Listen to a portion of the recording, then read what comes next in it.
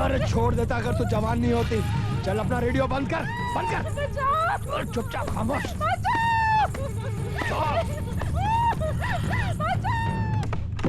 सुनो सुनो सुनो, जगन्नाथ ठाकुर ने गरीब मजदूर औरत का बलात्कार किया है। कल पंचायत में ठाकुर साहब अपना फैसला सुनाएंगे।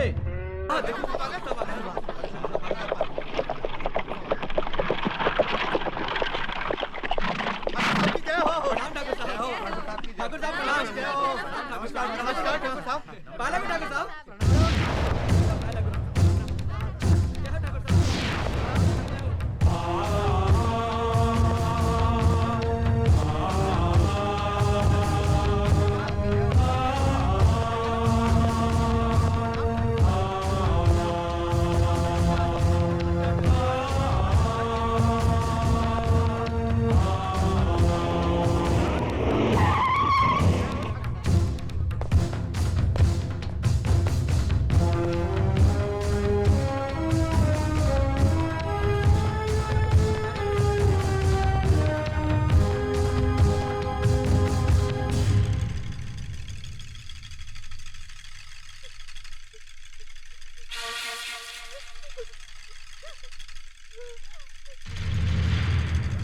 मालिक, मेरी बेटी लकड़ियां चुनकर आ रही थी। रंजीत सिंह के बेटे जगन्नाथ ठाकुर ने इसकी इज्जत लूट ली।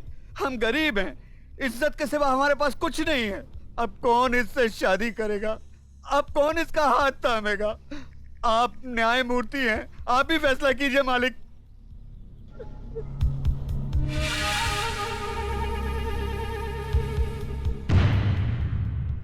इस बात का कोई चश्मदीद गवाह है? मैं हूँ मालिक। तुम्हारा पायल से कोई रिश्ता है? जी हाँ, मैं इसकी काकी हूँ।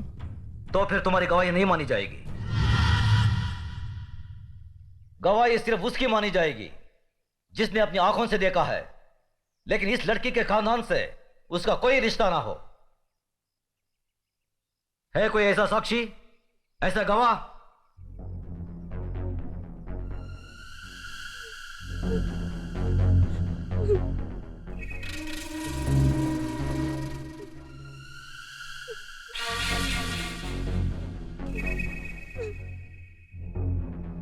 मैं हूं मालिक। मैंने देखा है। तुमने क्या देखा है बेटे? मैंने देखा कि ये इस दीदी को जबरदस्ती अपने कंधे पे उठाकर पंपशीट में ले गया और दरवाजा बंद कर दिया।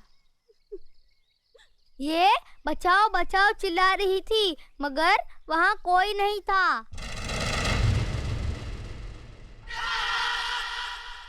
थोड़ी देर बाद जब ये बाहर आई तो इसके कपड़े फटे हुए थे और ये रो रो के कह रही थी कि मेरा सब कुछ लूट गया, मैं बर्बाद हो गई।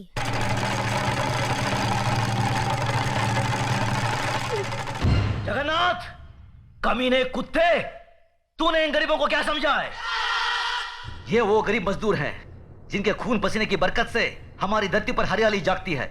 हमारे सर पर जमींदारी का ताज इन्हीं गरीबों की बदौलत है, जिसके बदले में उन्हें 2 वक्त की रोटी, 2 गज की चादर मिलती है। और तूने उसी चादर में घुसकर इस गरीब की इज्जत लूट ली। फिर तुझ में और जानवर में क्या फर्क रहा? मुनीम जी, देवी मां के मंदिर से सिंदूर ले आओ। जी मालिक। पायल, तुम इधर आओ।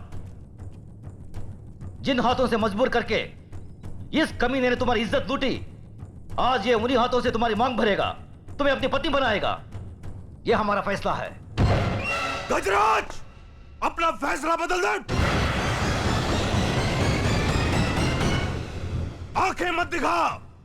ये नीच जिसके पांव अगर मेरी हवेली के फर्श पर पड़े तो फर्श गंदा हो जाए, इस 2 टके की लड़की को तुम मेरे घर की बहू बना रहे हो। तो नहीं जानता, जमींदारों में तो ऐसी बातें होती ही रहती हैं।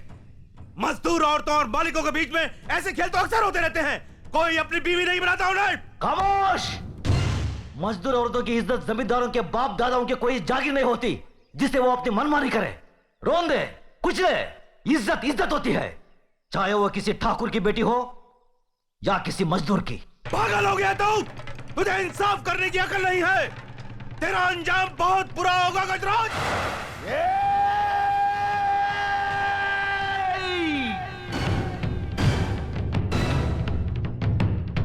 इसके आगे एक लफ्ज भी बोला तो जुबान खींच लूंगा। तेरी औकात मेरे सामने खड़े होने की भी नहीं है और तू मुझे ललकारता है। गजराज ठाकुर ने कभी किसी अंजाम की परवाह नहीं की। अगर परवाह की है तो सिर्फ अपनी आन, इंसाफ, अखलाक और ईमान की। इस लड़के की जन्म, जात, नाम, इसकी कोई अहमियत नहीं है हमारी नजर में। अहमियत है तो सिर्फ इसकी इज्जत, इसकी पवित्रता की। जगन्नाथ, मांग भर इसकी। गजराज!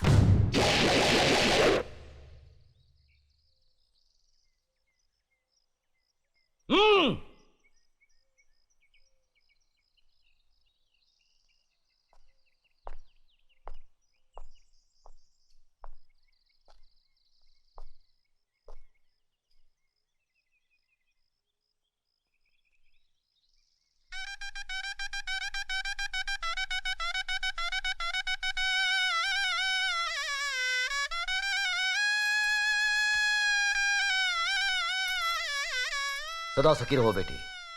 जगन्नाथ, अगर तुमने इसे कोई तकलीफ दी तो हमसे बुरा कोई नहीं होगा।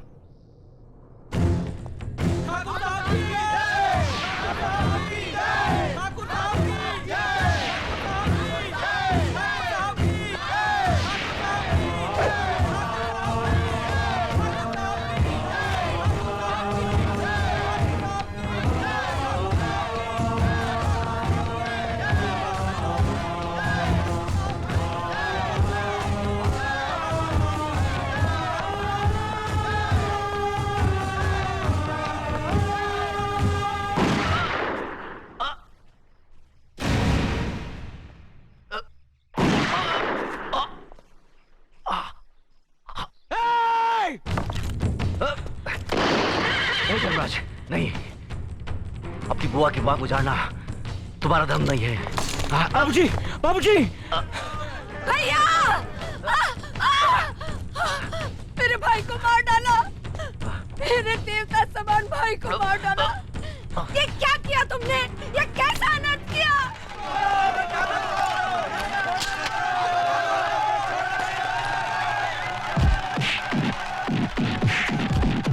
रुक जाओ! छोड़ दो उसे। जो अपराध उसने किया है उसकी सजा उसे जरूर मिलेगी।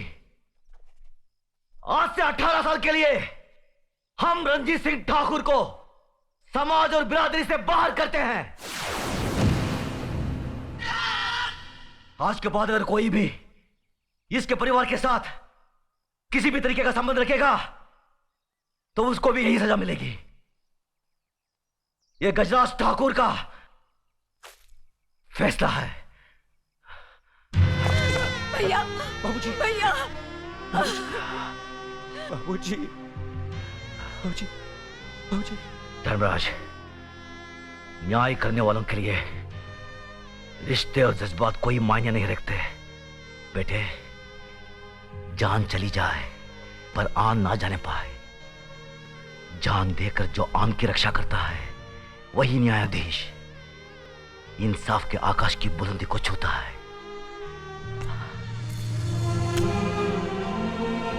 बाबूजी! धर्मराज, जी बाबूजी! आज से हम भरतपुर कस्बे की न्याय और इंसाफ की बागडोर तुम्हें सौंपते हैं। याद रखो बेटे, जिस दिन भी तुमने अनजाने में भी गलत फैसला किया तो समझ लो वही दिन तुम्हारी जिंदगी का आखिरी दिन होगा। बाबूजी! बाबूजी! भैया! बाबूजी!